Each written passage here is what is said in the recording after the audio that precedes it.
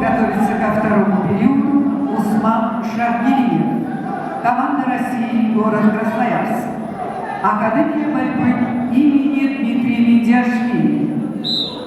Усман – мастер спорта, тренеры Мануилов, Алексеев, Касумов.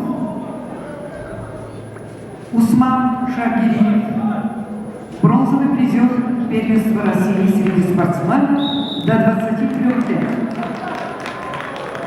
В синем трико борется Виктор Рассадин, мастер спорта международного класса, команда России, город Якутск. Тренеры Артур Константинов, Иван Дмитриев. Виктор Рассадин, обладатель Кубка мира 2019 года, чемпион мира среди студентов. В КВЦ победу одержал Абаскаджи Магомедов, Россия.